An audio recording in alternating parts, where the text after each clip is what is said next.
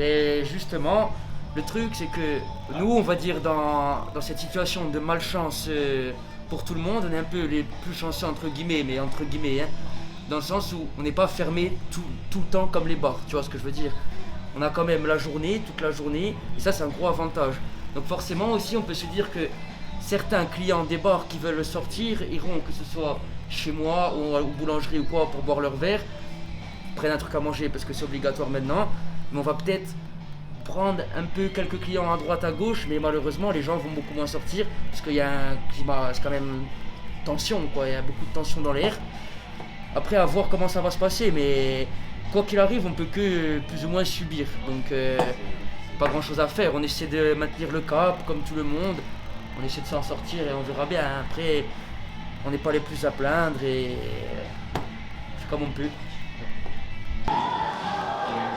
Bonjour Monsieur Piètre, et donc vous êtes gérant du Rex à Portier. Oui. Au lendemain du confinement, comment avez-vous vécu la reprise? La reprise s'était plutôt bien passée parce que en fait, au niveau du tourisme, ça avait pris un peu de temps. Mais bon, nous, on a eu la chance d'avoir les partenaires, enfin les locaux en général, qui ont fait que sortir. Franchement, ils ont vraiment bien aidé les commerçants. Tous les soirs à boire des verres, à aller manger quelque chose, ils ont fait le tour de toutes les affaires. Donc franchement, après le confinement, c'était plutôt bien reparti et vraiment grâce aux locaux, il faut les remercier d'ailleurs. Donc, c'était plutôt bien passé. Pas la folie, mais bon, je m'attendais vraiment à pire au lendemain du confinement. Suite à cette annonce de couvre-feu, comment attendez-vous la suite? Ça va être très compliqué. Si on ne nous donne pas un coup de main, ça va être très compliqué. Je ne sais pas comment je vais faire. Donc alors on est au téléphone avec les comptables et les assurances. Et comme ça, c'est très compliqué. Après, il n'y a plus rien qui m'étonne, mais je ne sais pas comment on va s'en sortir. Surtout que moi, c'est ma première année d'exploitation. C'est souvent les années les plus difficiles. Je ne sais pas comment on va faire. J'espère arriver au moins jusqu'en 2021. On voit tellement de choses dans les transports en commun, les régions parisiennes et tout. Je ne comprends pas pourquoi c'est les restaurants qui vont, enfin les bars et les restaurants qui vont prendre, alors que c'est plus le bordel dans d'autres endroits, dans notre domaine. Dans le métro parisien, c'est des zones de non-droit, alors que nous, on arrive quand même à tenir nos clients. Il ne faut pas exagérer, on n'a pas 100 000 personnes dans le bar, c'est toujours des clients habitués. On leur demande de mettre le masque, ils sont à 1 mètre, il faut mal à personne. Voilà. Donc c'est de l'injustice. Notre corps de métier est vraiment attaqué de toutes parts et je sais pas, moi je trouve que c'est de l'acharnement. Vraiment. Au niveau de la population, est-ce que tout le monde met le masque? Est-ce que vous avez des difficultés à faire respecter l'ordre? Écoutez, au niveau du port du masque, c'est assez respecté. On fait rarement du rappel à l'ordre parce que bon, les personnes souvent mettent le masque.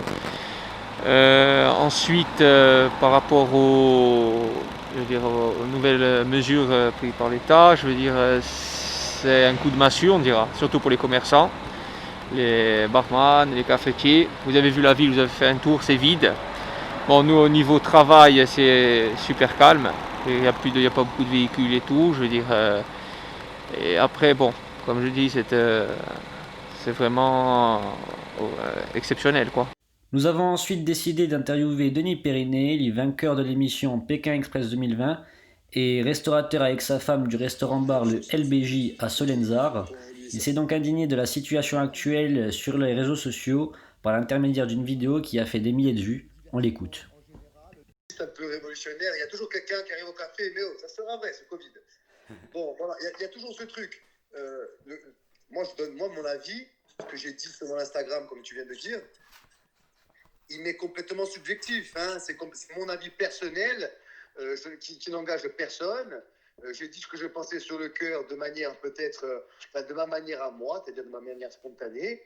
Et j'ai été surpris que ça puisse toucher autant de monde parce que je reçois au quotidien des centaines et des centaines de messages de gens qui me disent bravo alors que je n'ai pas l'impression d'avoir dit quelque chose d'extraordinaire.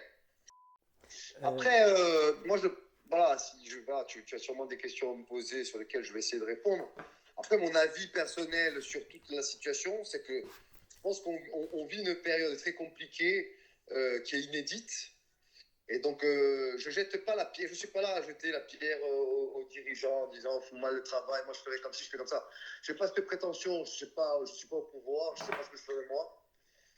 En tout cas, la seule chose que je sais, c'est que ces gens-là, ils ont l'habitude de vivre dans une sphère qui fait qu'ils ne prennent des décisions que par rapport à des échos de gens qui leur semblent les mieux placés pour avoir une vision globale des choses. Peut-être qu'ils sont mal orientés, peut-être qu'ils sont mal conseillés, parce que j'arrive pas à comprendre qu'on puisse conseiller de fermer à 21h les restaurants et les bars.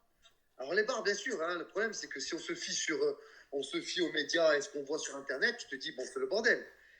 Mais est-ce qu'on doit pénaliser 100% des affaires françaises et de surcroît corse pour les 5%, peut-être, qui serait déjà énorme, qui font n'importe quoi? Je pense qu'il y a d'autres situations en France où c'est pas la majorité, c'est pas la majorité qui trinque pour la minorité. Et là, c'est le cas. Et j'ai juste l'impression que c'est des décisions qui sont prises à chaud, des décisions qui peuvent paraître un peu démagogiques et un peu populistes, parce que les gens, c'est sûr que le banquier, quand il se dit, ben voilà, les bars ils sont fermés, ben voilà, le gouvernement, ils font quelque chose. Ouais, bien sûr, tu es au chaud, toi. Moi, j'aimerais voir une étude intelligente, posée, me disant, voilà, et une stratégie à moyen et à long terme qui me dit, voilà, en prenant cette décision, on espère, même si ce n'est pas une science exacte, mais on espère que ça va nous faire descendre de 10 points de communication, de contamination. Et encore une fois, ça sous réserve, mais qu'on ait une stratégie à moyen et à long terme sur lesquelles nous, restaurateurs et citoyens en général, on puisse adhérer. Là, on n'a que des décisions qui sortent du chapeau et on ne sait pas où on va. Voilà, c'est tout. Tu as également reçu de nombreux soutiens. Oui, de la France entière, voire des Corses de la diaspora et des Français de l'étranger en général, pour lesquels je suis assez surpris de voir que les simples mots et je dirais ce cri que j'ai fait, parce qu'il n'y avait rien de réfléchi, on a vu, j'ai fait ça assez spontanément, sans arriver avec des chiffres et des études sur papier. Je suis arrivé, c'était simplement une indignation par rapport à une situation que je trouve qui est compliquée, mais que je trouve qu'il y a des décisions qui sont prises à chaud, qui ne sont pas réfléchies, et qui vont peut-être entraîner plus de blessés, voire de morts, que le virus lui-même. Est-ce que tu as eu donc ce week-end, donc aujourd'hui dimanche, une grosse baisse de la fréquentation par rapport à l'habitude? Bon, c'est peut-être pas encore assez espacé. Alors, on peut constater une chose, alors bien sûr par rapport au message que j'ai posté spontanément, qui n'avait pas pour sujet de me rendre ambassadeur de quoi que ce soit, mais il y a des gens qui se sont déplacés, qui ont réservé en mode solidaire de la situation, vraiment, qui m'ont fait des témoignages. Donc en plus de notre clientèle qui est fidèle et du passage en général, on a pu constater une clientèle qui s'est déplacée après le message que j'ai posté pour dire, ben voilà, c'est vrai, on n'avait pas conscience du sujet, on savait que ça allait être compliqué, mais pas à ce point-là. Et des gens qui ont réservé, qui sont venus pour nous soutenir en venant dîner chez nous, passer un bon moment. Donc j'étais assez agréablement surpris, mais c'est vrai qu'hier soir, pour le premier jour de confinement, ça a été bizarre à 20h30 d'aller courir derrière les tables en demandant aux gens de se presser de manger, de finir, s'ils étaient au plat, demander s'ils voulaient un dessert vite, ou et pour la plupart, ils sont passés du plat au café. Et pour certains, ils sont sortis dehors avec leur verre de vin, à regarder sur la route si les flics ne passaient pas. On aurait dit qu'ils avaient braqué la Banque de France, quoi. Et on a senti les gens alors ça faisait rire pour certains, d'autres ça les a gonflés, parce qu'on a dû aller voir la table 2-3 fois, ils ont compris, mais c'est vrai que nous, on a dû un peu bousculer les gens en disant, voilà, je suis désolé, il est 20h50, on est obligé de vous mettre dehors, parce que on sent les autorités et les gendarmes sur les dents, parce qu'ils ont des directives, hein. Mais c'est assez fou, et après tout ça, après que la salle se soit vidée, on s'est assis avec Julie, qui est donc ma femme et mon associé, en se disant, on vit une époque de fou, quoi. Jamais j'aurais pu penser vivre une chose pareille, mettre les gens à 21h dehors, vite, fermer les portes, éteindre les lumières, voilà, couvre-feu, en mode ex-URSS, ERSS, quoi. C'était un truc de fou. Voilà, mais bon, c'est... Voilà. Je sais pas d'ailleurs si tu as vu cette vidéo où il y a des gendarmes qui rentrent sur le continent dans un bar Ouais. pour, Ils m'ont envoyé, ouais. pour faire sortir les gens des terrasses et des restaurants. Manu militari, comme on Oui. dit. Ouais, non, c'est assez surprenant.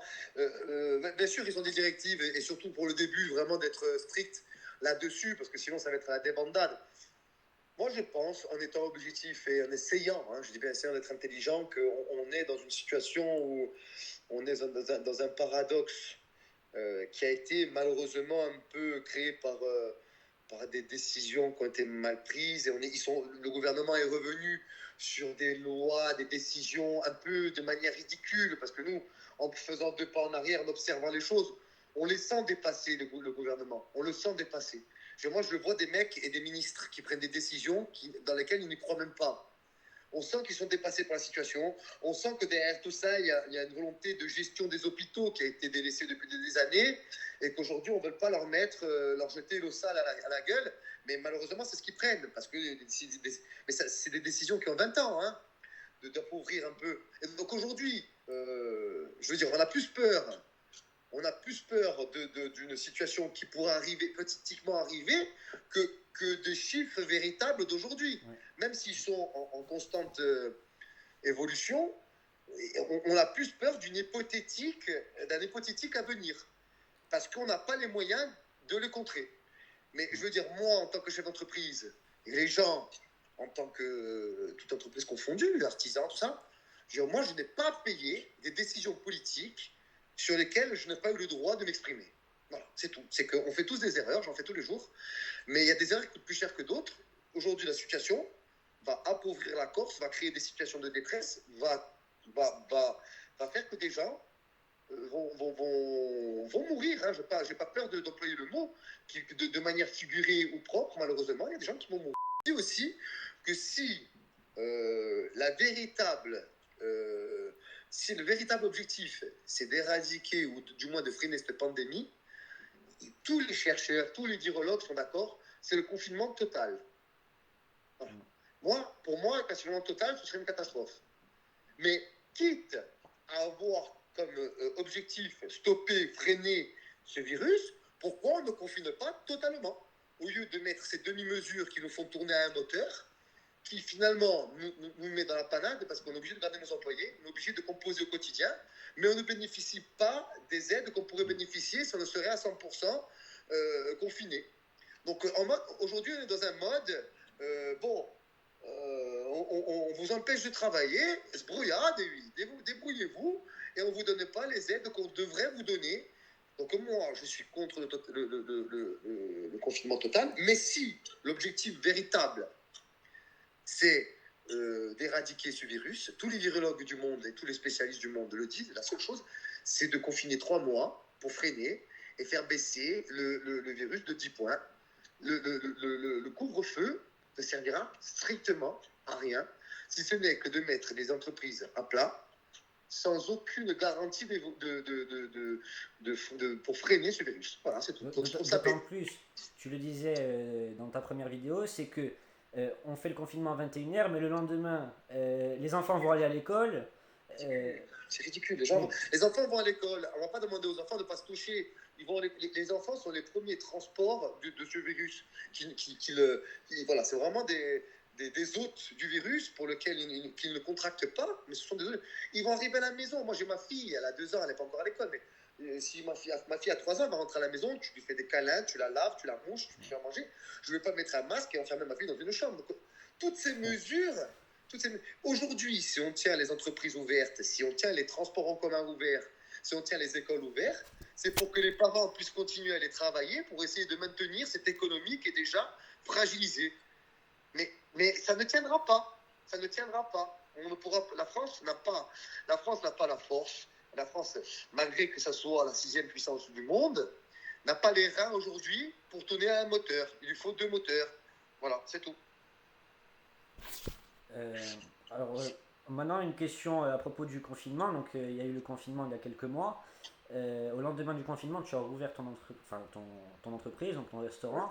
Est-ce que donc, la fréquentation est revenue tout de suite?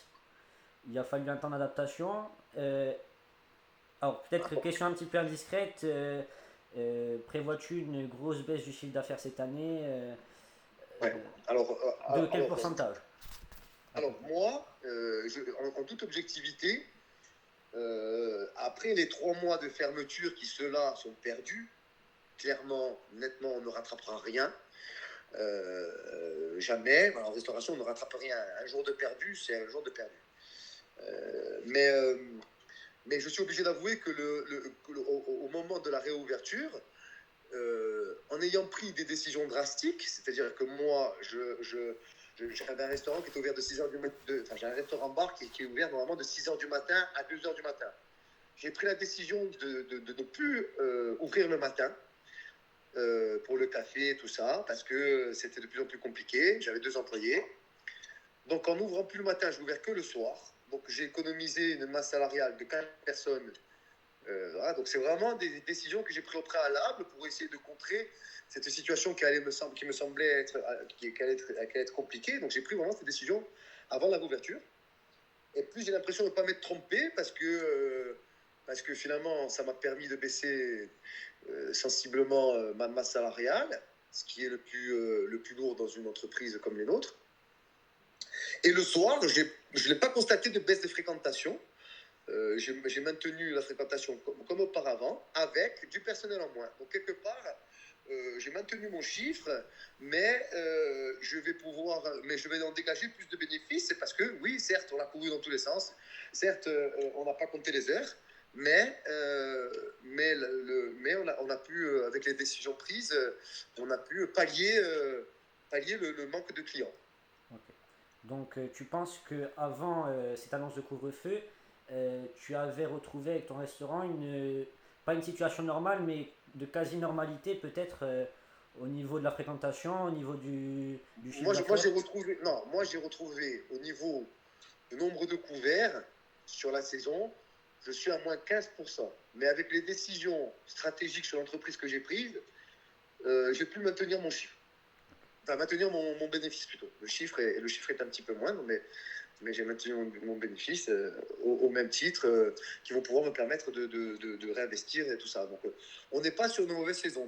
On n'est pas sur une mauvaise saison, mais parce qu'on a dû prendre des vraies décisions drastiques, qui malheureusement impactent l'économie générale, parce que 4 employés en moins, c'est 4 consommateurs en moins, c'est 4 personnes qui ne consomment pas dans la région, qui n'achètent pas le pain, qui ne payent pas leur loyer, qui ne consomment pas dans les affaires d'à côté en fin de service.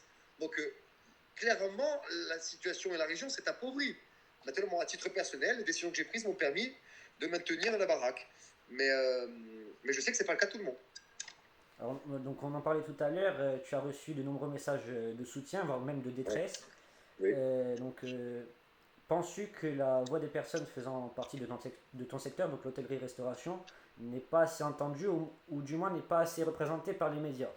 Moi, je pense que les ministères qui prennent des décisions pour le secteur qui est le nôtre n'écoutent pas assez les professionnels. Voilà. Je pense qu'aujourd'hui, il y a des gens qui médiatiquement sont très positionnés. Je parle d'un Philippe Etchebest, je parle de tous les chefs qu'on peut connaître à la télé, de tout ce qu'on voit, que ce soit dans les Top Chef ou autres, des vrais stars de ce métier ou des vrais professionnels qui font partie de comités de restaurateurs de France. C'est ceux-là qu'il faut inviter à mettre à table dans les ministères et dire, bon les gars, comment ça se passe? C'est ceux-là qu'il faut écouter. Pour ce couvre-feu, par exemple, en essayant de couper la poire en deux, pourquoi il n'y a pas de syndicat et pourquoi il n'y a pas eu d'organisation de restaurateurs qui a été convoquée? Parce que s'ils avaient été convoqués, ces gens-là, s'ils avaient été écoutés, dans un moindre dégât, dans une moindre situation, les restaurateurs, ils auront proposé 22 heures le couvre-feu. Parce que 22 heures, on aurait gagné 1 heure, nous, sur le service, et donc on aurait pu faire un service dit standard. Et je ne pense pas que de 21 heures à 22 heures, ça change grand-chose. C'est plutôt les patrons de boîtes de nuit qui seraient impactés alors. Les patrons de boîtes de nuit, ils sont impactés depuis 8 mois. Malheureusement, eux, ils sont dans un secteur qui est complètement montré du doigt et dans les projecteurs. Et malgré des affaires et des patrons qui mettent le paquet pour pouvoir ouvrir et dans les mêmes conditions que les restaurants. moi je vois des affaires ici en Corse, la Vialotte a été fermée cet été, avec les mètres carrés qu'ils ont, ils auraient pu, au lieu d'accueillir 5000 personnes, en accueillir 1000 dans les meilleures conditions. Ils auraient été sûrement contents d'ouvrir pour 1000 personnes. Mais non, on a empêché de les ouvrir tout court. Donc c'est ça, je pense que ça manque de communication, ça manque de tampons entre les hautes sphères et le terrain. Alors j'ai plus de questions. Est-ce qu'il y a quelque chose que tu aimerais rajouter dans tout ce qu'on a dit? Moi, ce que je veux rajouter, c'est que pour parler des restaurateurs et des gens du métier en Corse, et plus largement en France, il faut juste se mettre à l'idée qu'il va falloir se battre avec nos armes, que malheureusement, il y aura des blessés, et que malheureusement, il y a des gens qui vont mettre des clés sur la porte. Mais comme dans une guerre, on repartira plus fort, et peut-être que ceux qui auront les reins assez solides pourront pérenniser leur affaire. C'est malheureusement un peu la loi de la nature, voire la loi de la jungle. Mais il faut se battre pour ne rien arrêter et pas baisser les bras dans cette situation qui est compliquée pour tout le monde. Donc voilà, le seul conseil qu'il y a, c'est essayer de lever la tête, se battre, même si c'est plus facile à dire qu'à faire, mais on n'a pas le choix de toute façon.